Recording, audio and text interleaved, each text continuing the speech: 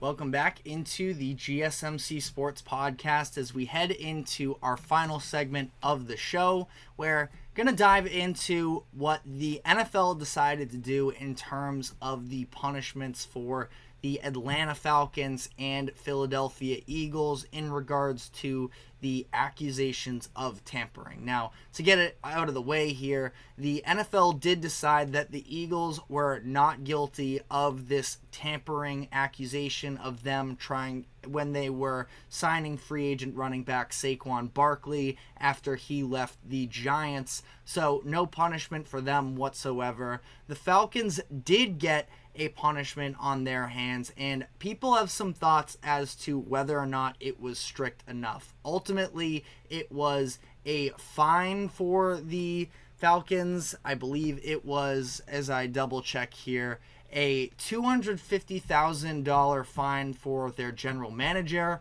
Terry Fontenot, Terry Fontenot was fined $50,000, and the Falcons organization was fined $250,000. And additionally, the Falcons ended up losing their 2025 fifth-round pick. And it's really not anything at the end of the day, and that's what a lot of people are mad about because of the fact that this feels like a little bit of a slap on the wrist of losing a day 3 pick and a fine that ultimately is not going to affect the Falcons organization whatsoever. Now, my thoughts on this situation are, listen, obviously in a perfect world we're talking about a league in which everybody fully plays by the books and there is no need to punish anybody, but the NFL has definitely had its history of cases of teams sort of working outside of the lines, and this is an instance of tampering where I don't know, call me crazy, I don't really care. Now, if you're a Vikings fan, I understand you are probably upset about this. It seemed like Cousins was going to be re-signing with the Vikings for a while there, and then there was an idea, Kevin O'Connell sort of put it out to the media prior to free agency opening, that there was some aspect of another team going to sort of insinuating that another team had made contact with Kirk Cousins, and it sounds like they are preparing an offer that the Vikings were not willing to pay themselves. So, to some degree, there is a real reason to be upset if you are the Vikings, and ultimately if you're the Falcons, just play by the rules. It is stupid. There's no need to go to those lengths necessarily, but at the same time, it worked for them that they were able to sway Kirk Cousins' decision maybe before free agency even opened up.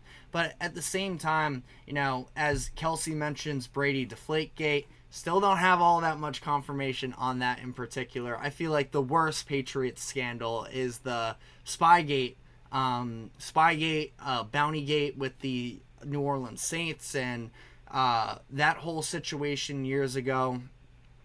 Those are, when you're talking about the integrity of the game itself having an effect on the actual results on the field, those are the stronger, should be punished more strong. And, even if you want to go Brady Deflategate, Brady was suspended the first 4 games of the following season. So he did get a more drastic punishment. I think that's more drastic than necessarily what happens here where the Falcons lose a 5th round pick.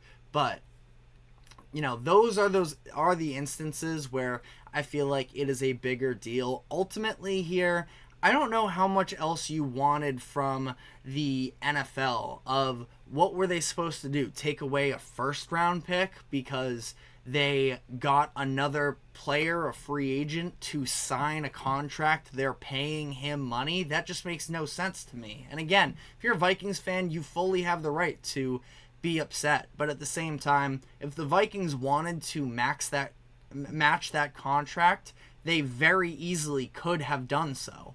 But at this point, a 36-year-old Kirk Cousins, or will be 36 next season by the time the season kicks off, coming off of a torn Achilles injury, there was a ton of risk there.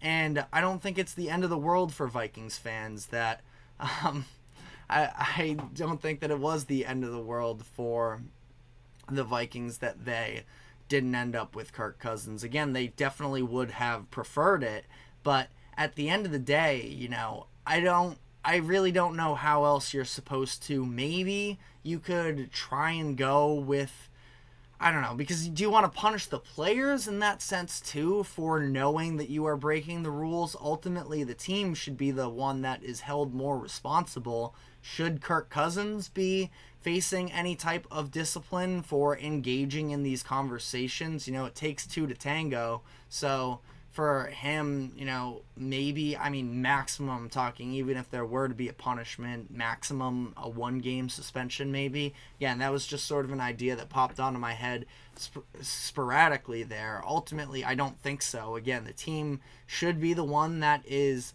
the one that's majority punished. But again, I just don't know what other lengths you necessarily want the NFL to go to in these types of instances where I just truthfully don't think it's that big of a deal. Now, I'm also a huge NBA fan, and it feels like in the NBA every single offseason there are accusations about tampering, and again, nothing ever really comes of those either. It's just kind of where we are, where we're just in a place in society where it's way too easy to get in contact with one another.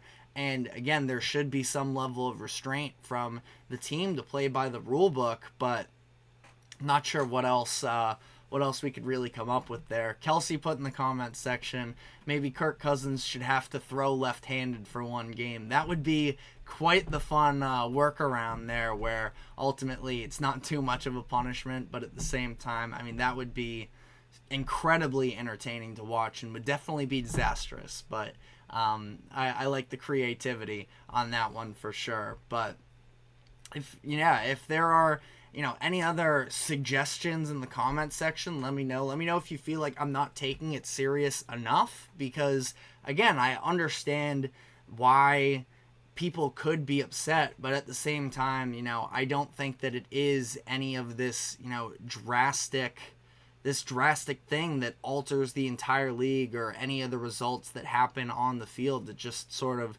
it's business, and it's shady business, but I don't think that there would have been anything. I think anything more than this probably would have been too much. But again, let me know if you feel differently in the comments section. That is all the time we have for today. Thank you very much for tuning into the GSMC Sports Podcast. Thank you to the GSMC Sports Network for allowing us to host this show.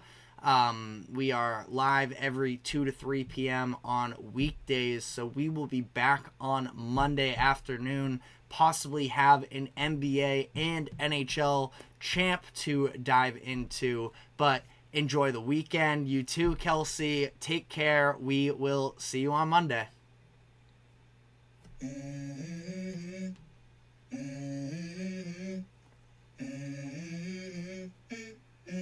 Let's go.